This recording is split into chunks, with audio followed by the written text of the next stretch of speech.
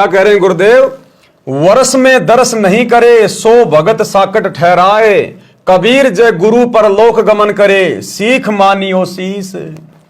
यदि आपके गुरुदेव परलोक गमन कर जाते हैं, सतलोक में चले जाते हैं, पहली बात तो भैया वर्तमान कलयुग की बिचली पीढ़ी में उन आत्माओं के सौभाग्य का कुछ कहा ही नहीं जा सकता जो अपने गुरुजी के रहते सहते अपनी भक्ति सफल करके सतलोक चले जाएंगे। और मान लीजिए किसी कारण से हम यहां रह गए, अभी हमारा समय नहीं आया, भक्ति पूरी हुई नहीं है, और यदि हमसे पहले गुरुदेव सतलोक चले गए, आज जिस रूप में गुरुदेव आए हुए हैं, यदि अपने लोक में चले जाते हैं, प्रस्थान कर जाते हैं सतलोक को, और हम यदि रह जाते हैं तो उसके बाद हमने क्या सावधानी बरतनी है?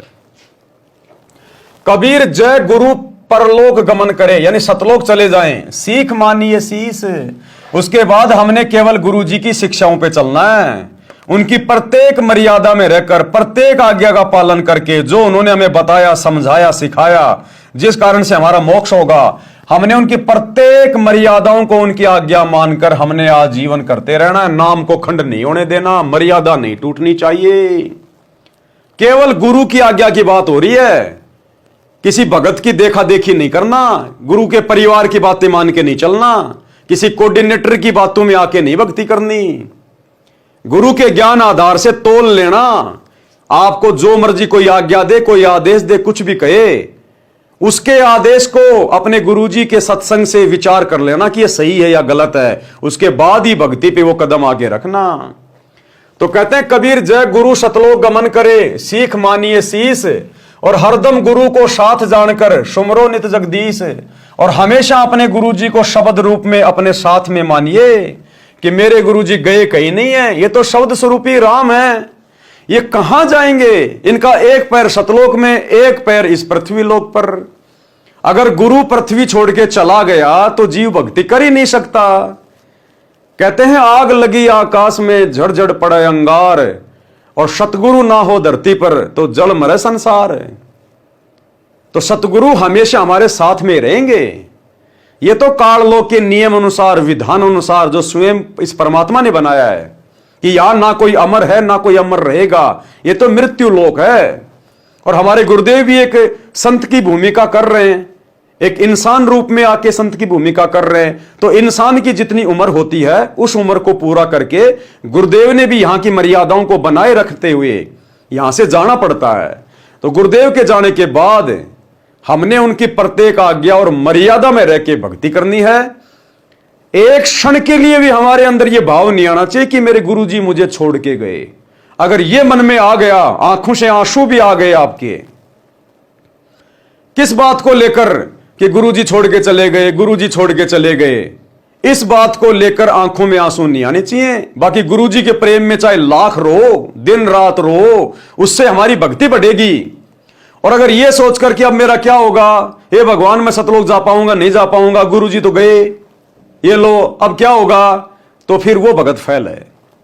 और बाकी जब गुरुजी सतलोक जा रहे हैं तो उनके प्यार में रहो, उनसे प्रार्थना करो कि हे गुरुदेव भगवान अपने दास के ऊपर दया करना, मेहन करना मालिक, हे बंदी छोड़, मेरे घर पर मेरे घट में शब्द रूप में सदा विराजमान रहना गुरुदेव, मुझे आशीर्वाद देना, मुझे हिम्मत देना गुरुदेव कि मैं शौपन में भी कभी आपकी मर्यादा ना तोड़ूं।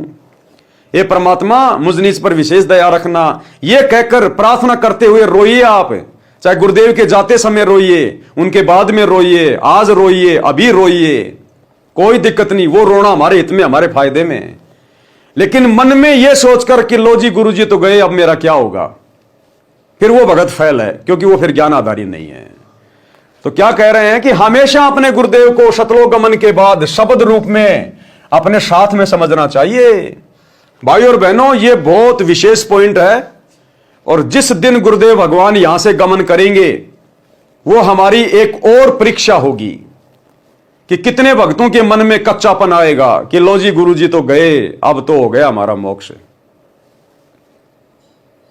गुरुदेव के जाने के बाद तो भक्तों ने और ज्यादा दृढ़ हो जाना चाहिए कि भैया सतगुरु धरती से प्रस्थान कर गए, अब यदि मर्यादा टूट गई तो कोई नाम शुद्धिकरण काम नहीं करेगा।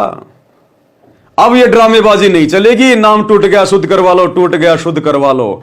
अभी तक तो शुद्ध करने वाला धरती पे था, अब सतगुरु चले गए, अब तेरा नाम कहीं शुद्ध नहीं होने वाला अगर मर्यादा तोड़ दी तो उस भगत ने तो मरना मंजूर, लेकिन मर्यादा नहीं टूटने देनी है।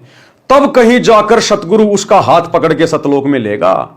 अन्यथा सतगुरु के सतलोक जाने के बाद यदि आप मर्यादा तोड़ते रहे, भक्ति को हल्के में लेते रहे, आपका इस कलयुग की बिजली पीढ़ी में मोक्ष नहीं है। फिर हजारों साल केवल सतगुरु का ज्ञान चलेगा, भक्ति चलेगी, सतयुग जैसा माहौल होगा।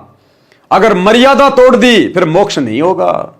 इसलिए सतगुरु के सतलोक गमन के बाद तो भगत ने चौतरफा सावधान होकर भक्ति करनी चाहिए और सदा शब्द रूप में गुरु जी को अपने साथ में मानना चाहिए कि मेरे गुरु कहीं नहीं गए, मेरे गुरु मेरे साथ शब्द रूप में। और गुरु को शब्द रूप में वही मानेगा जो साध संगति से जुड़ा होगा, जो गुरु को इष्ट मान चुका होगा। क्योंकि आज 10 साल से हमारे गुरुदेव हिसार जेल में बैठे हैं, हम उनको हिसार जेल में नहीं देख रहे। हमने तो गुरु का घर घर में आसन लगा दिया, बेड लगा दिया, रोजाना भोग लगा रहे हैं अपने बाप को, रोजाना उनकी चरण सेवा कर रहे हैं। हम अपने गुरुजी को अपने से दूर कहीं नहीं देखते, तभी तो मर्यादा में है कि हमारा बाप पल पल देख रहा है, घर में बैठा हुआ है। घर में ऊंची आवाज में भी बात नहीं करते, लड़ाई झगड़ा भी नहीं करते बिल्कुल भी कि पिताजी बैठे हुए हैं। तो इस भाव से तो जब हमने आज ही इस परीक्षा के समय में जैसा गुरु चाहता है, आज ही हमने अपने गुरु को शब्द रूप में मान रखा कि घट ही में गंगा, घट ही में जमुना और घट ही में है जगदीश। जगदीश कौन? हमारे गुरु जी। हम तो आज ही उनको शब्द रूप में मान के भक्ति कर रहे हैं।